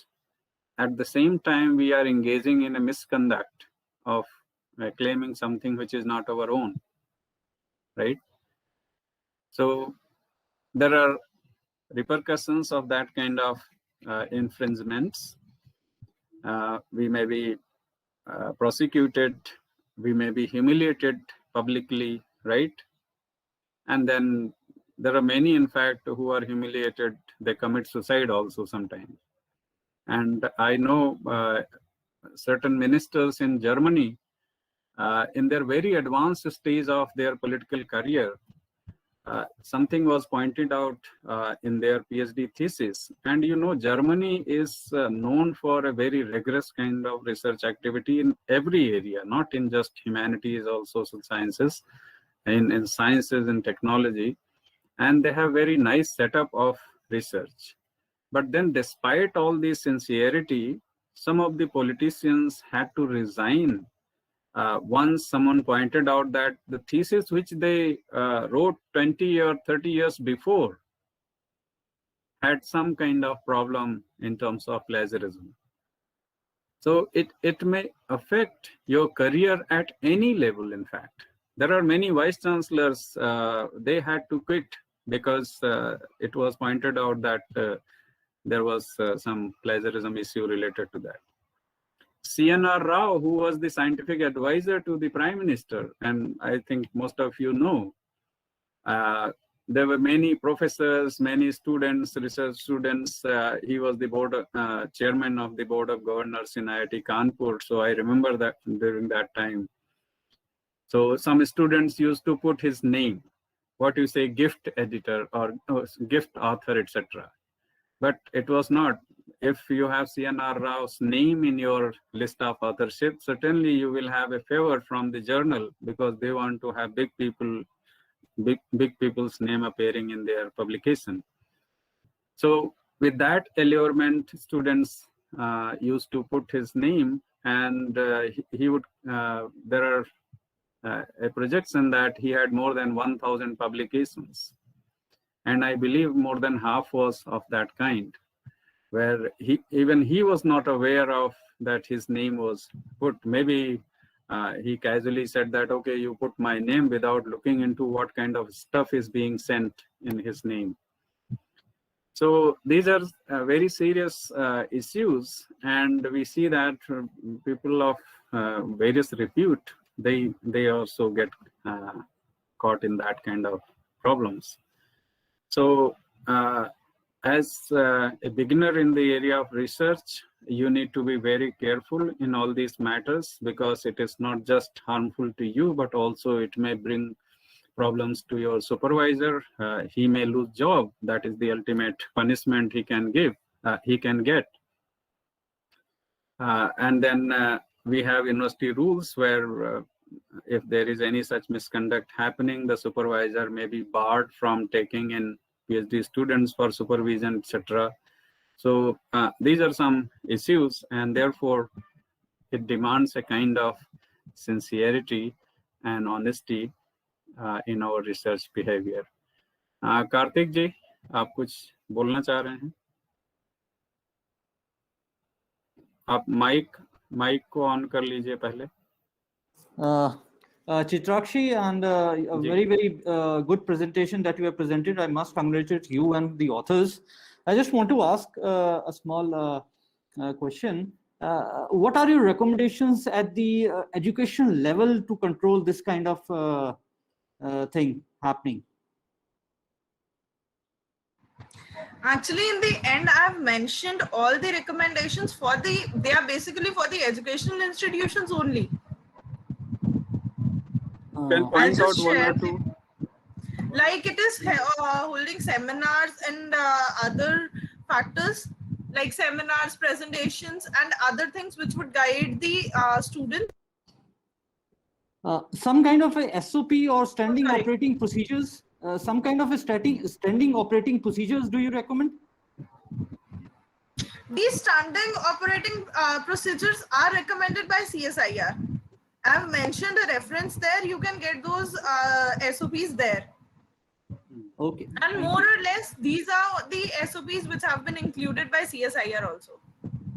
Yes, thank you. And Karthik sir, I also wanted to add one point that we get these things when we are children. So whenever we go to exam and write an exam in exam paper, so we get a good marks when we copy that exactly thing that teacher had taught us. But the thing is, we need to teach the students or children to write on their own words. So we need to teach these practices from the beginning only. Then only we can solve this problem. Right. This is Very a nice true. Very true. observation. Very true. Yes. In India, in fact, the kind of educational practices we have, we focus too much on reading in the later stages and less on writing. And in the beginning, we focus too much on writing, in fact, than reading. So that kind of imbalance we see in the pattern of education in our country. जब हम लोग छोटे थे तो हमको बहुत लिखाया जाता है, इतना homework, इतना वो कुछ, right? और then rote learning, रट्टा मार के exam में लिख दो. So and then the worst thing is that those who write on the basis of their rote learning, they get good marks. That is more pathetic thing. So you're going to appear in mid-semester examination, so I don't expect you to have that kind of approach. And certainly I frame questions in such a way that you are forced to think during the time of examination. So rote learning will not do the kind of questions I ask in examination. But certainly the data which you are supplied with, you need to utilize that, but you need to have your own formulations. You need to have your own way of organizing the answers. And then, of course, the intellectual and academic honesty demands that you are going to keep... Anil sir, sorry to disturb you. I have a class actually. Can I take a leave? Okay, sir. Okay, sir. So if you have something to share. I am very happy that she has presented so well. That they're very, very good students. And you are guiding them properly. And it's a very, very good thing. Nice. So thank you, sir. Thank you. We are closing now the class. It is already 11. Anil sir, can you please let the students upload today's presentation or their document on the Google Drive? Yes, yes. I will upload this very presentation जो अभी हम ये record कर रहे हैं. इसको हम Google Drive पे अभी इसके पहले जितना हुआ वो हम already कर चुके हैं. आपने देखा नहीं? Yeah. नहीं sir, I have seen. I am talking about the document, not this video recording. कि जो भी इन्होंने document भी मैं चित्राक्षी को कहूँगा कि उसका एक PDF वर्जन मुझे भेज दें तो मैं उसको उसमें डाल दूंगा जो Google Drive है. Fine. Thank you, sir. मुझे लगता है कि हमने काफी समय लिया और आज I hope you enjoyed the discussion. So I must say thank you to all of you. Take care. So let us stop here.